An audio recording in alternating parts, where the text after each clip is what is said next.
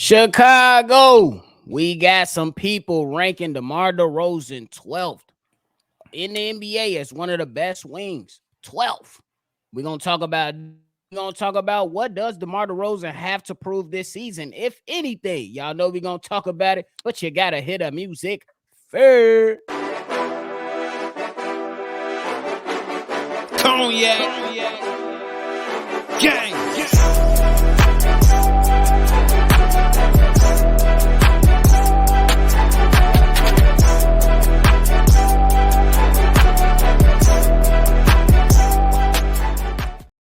Shy Boys Podcast with the Cognac Boys. I'm Cognac Boy Bobby, and I'm with my dog, CDubb. How you doing, boy?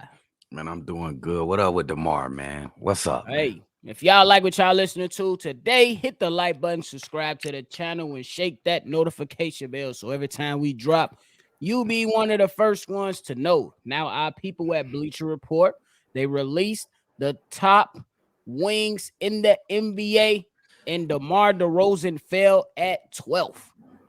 Some players in front of DeMar DeRozan is Paolo, Larry Marketing, Brandon Ingram, Mikal Bridges, Jaylen Brown, Paul George, Kawhi Leonard, Jimmy Butler, KD, LeBron, and number one is Jason Tatum.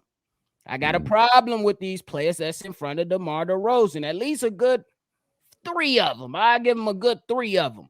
But first and foremost, CDubb, how you feeling about this list, man?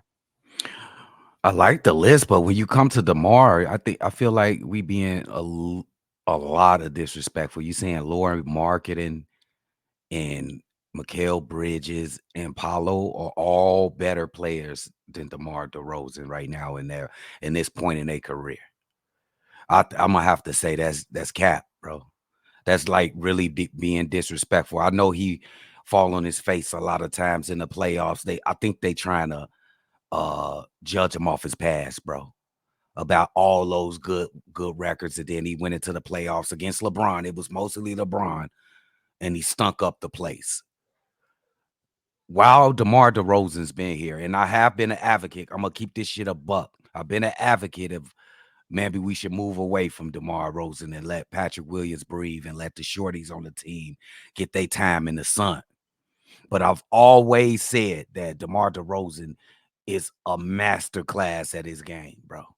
He one of the best perimeter players in the league, no question.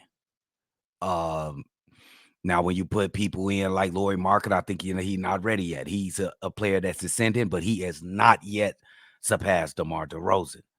The same thing for Mikal Bridges. He is so far behind DeMar DeRozan. That's a joke to me right there. That's really a joke. And Paolo, come on, he's too young. He's just a baby. That's really disrespectful to DeMar DeRozan. So, you know what Bleacher Report been on all summer game. Man, it is what it is. First and foremost, that's how I'm gonna say it is what it is. Me personally, I'm starting to take these slices kind of like the shame that the Chicago Bears are getting. But this is basketball, so I'm gonna keep it strictly on basketball. Now, I understand if y'all don't want to put DeMar DeRozan high in the top 10 because I don't think that he goes above some of those players that I listed above him right until you hit Jaylen Brown. I mean, right after you hit Jaylen Brown. So with Jaylen Brown, Paul George, Kawhi, Butler, KD, LeBron, Tatum, no arguments right there for me. The argument comes in, and maybe not so much of an argument, and I wouldn't be mad if some people took Brandon Ingram before DeMar DeRozan. That's fair. But Bridges, Larry, and Paolo, come on, guys. These guys are just now arriving into the respective roles that they're in right now. Paolo just won Rookie of the Year. He still got a fresh breath of Similac. Come on, let's be real. Larry Marketing finally had one spectacular season. He's been in the league for a while, though. Had to find his way. Not going to knock him. He got it right. But come on now. It ain't enough wax on the floor for him to be above DeMar DeRozan. Then Mikal Bridges, Iron Man, solid as hell on defense, great all-around player. But how the hell we put him before DeMar DeRozan in just a half a season? Come on, bro. It's a half a season. So I get it, and I'm right on the line with you. It's definitely disrespectful in my eyes, and I hope that DeMar DeRozan can go ahead and take this, and let's have another spectacular season like he did in year one with us. Because it's time, because they playing games right now. It seemed like every year some publication just want to pick at DeMar DeRozan, bro. Like, what is it with that, bro? That's one of my pet peeves. I don't like on some bully shit, like doing shit for no reason. Like DeMar DeRozan is a Hall of Fame player, bro. For DeMar sure. DeRozan is a Hall of Fame player, and he still is a top 2 mid-range player For sure. shooter. So I just don't get the hate on DeMar DeRozan. Of course, he's not going to beat LeBron James when he's with the Toronto Raptors. You know what I'm saying? He could have played better, but anybody thought that they had a chance to beat LeBron?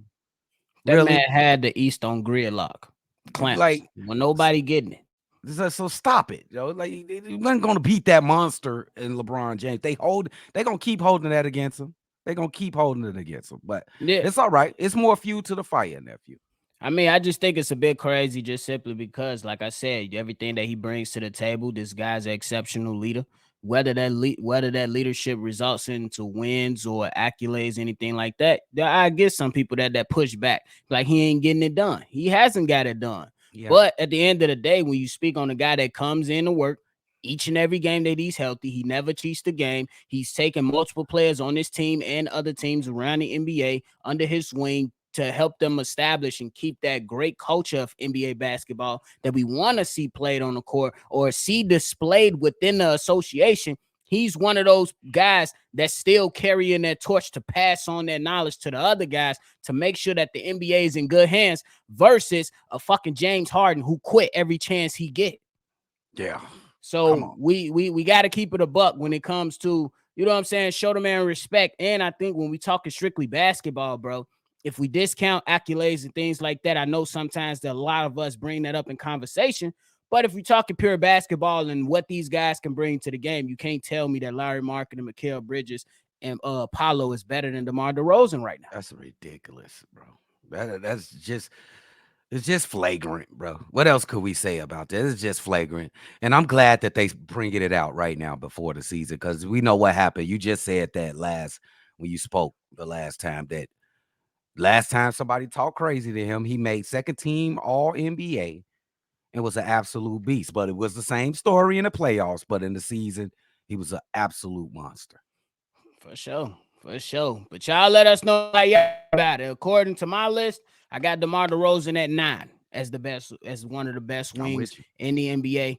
And then so y'all go ahead and let us know how y'all feel about that down below in the comments so we can chop it up for the day. But as we move along, I want to go ahead and keep the story on DeMar DeRozan. We know this is last year's contract. We know that I believe that he's a top 10 wing in the league. As at least, you know what I'm saying, when you're looking at all the guys he's stacking up against, for sure. Yeah. Is there anything that DeMar has to prove going into this season? Oh, Does he shit. have something?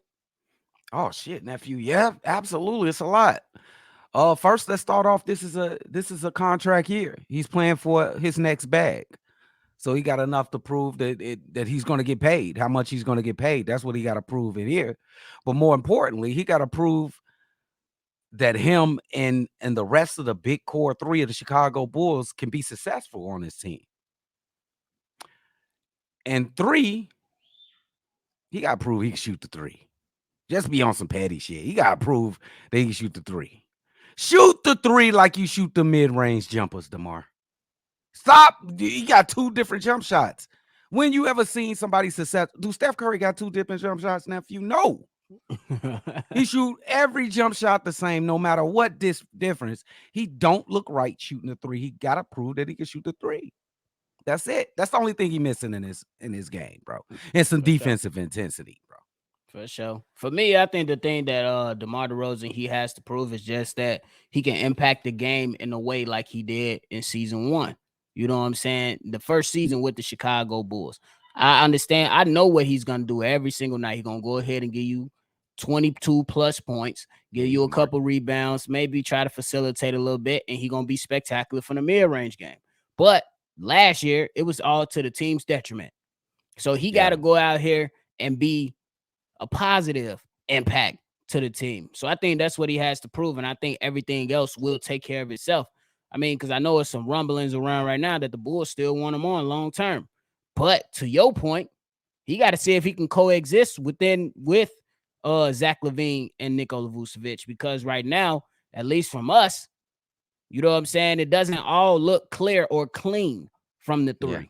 It seems like it's a bit of a few challenges for the three and how they operate and move the ball and how floor spacing is displayed each and every night. So it's a lot of things that we could point to. So I'll just leave it and make it simple. Be a positive impact, bro. Oh, that's great. What do you think that's the one area, if any, that he have to change in this game or improve um It's gonna be two for me. to make the team better? It's Go gonna ahead. be two for me. Go ahead. Probably three. Shit. First Don't and give me 3. foremost, nigga, run. Run. Yes. Run. Please run. Your team is out here running. You slowing the pace down. Yeah. I understand it, bro. Like, I get it. You want to set things up. Cool. But can you run? Number two, Yeah. I want to see him facilitate a little bit more. We always, bro, if it's two possessions, 2 or 3 possessions go by and DeMar hasn't taken a shot, we know the fourth one is a guaranteed shot. Yeah. And Yes. bro, just feet. I want to see him facilitate a little bit more, like how he Yeah. did in San Antonio. You know what I'm Yeah. saying? Where he had his height, he had a career high in assists. And that's Mhm. because he was a facilitator and played within the Florida offense. Just play within the Florida offense. You don't have to aggressively insert yourself every time. You know what I'm Mhm. saying? I understand you want to get in the flow of things, but do that. And then number 3, bro, just give me 3 3-point attempts a game. Let's at Mm. least take a step forward in that department, because you can Okay. hit some of them. And just be league average, 35% league average, and we'll be good to go. That's the 3 things right there for me. Oh, I like him. I'm gonna have to just go with be a defensive leader. I think he got the athletic ability and the strength to be a good defender. I don't even think, would you call him a good defender? No.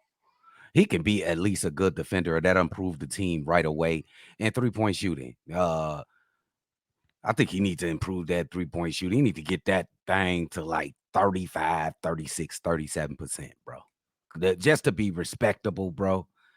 And I'm cool with DeMar, bro. I really ain't got a lot to hate. It's just those 2 things. And what you said when he slowed the pace down. I don't like his pace sometimes too. Yeah, like, come on, So man. And that's yeah, why I think that the Bulls need to resort to letting the point guard do what the point guard's supposed to do. yes. Shit. Yes. Absolutely. That's why that's the pressure on the point guard for the Chicago Bulls. Can you demand the ball? Like, run that. We ain't Facts. finna walk it up on, bro. Run that. Let me get that. You So already know. I That's can't how wait, bro. I'm excited, nephew. I'm excited for this. I'm excited too, because I definitely want to see how they, you know what I'm saying? I'm excited, but it's tempered. You know what I'm saying? It's Temper, yeah. tempered because You I ain't still no here? fool. You I'm still still here? there. You know You what I'm still saying? there? It's tempered. It's not gonna be to where I make a fool out of myself this time. They got me messed up. Yeah, it's a lot of people talking about they gonna be out to play in and all this. They all crazy, bro. We're That's gonna leave crazy. it. We're gonna see, man. They gonna have to put it on wax though. They Yeah, gonna have to put it on yeah, they wax. are. And that's They just are. what it come down to, bro. Yeah, so okay, man. We gonna get it, man. DeMar, we with you, bro. Don't just let the hate fuel you, big dog. You Debo. Facts. Bro. You take chains and you ride bikes and shit. He talking about you take chains and ride by. You ain't. I'ma tuck my chain. Funny as hell. Anything else though before we go? Oh no! Shout out to them young Chicago brothers trying to make peace in Chicago.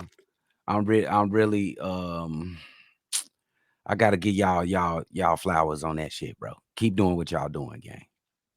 Bro, but that's it from us today, man. Make sure y'all tune in and hit that comment box and definitely share this with somebody that might enjoy it, man. We appreciate all the support that we've been getting, and we're gonna keep this thing chugging along. We just inching closer and closer to the season, and it's busting, y'all. Let's go, let's go. Hit the like button, subscribe to the channel. If you want to go ahead and leave a voicemail, go ahead and hit that number right in the middle, 773-242-9219. It's another episode of Shy Boys Podcast. We're going to catch y'all on the next one for sure.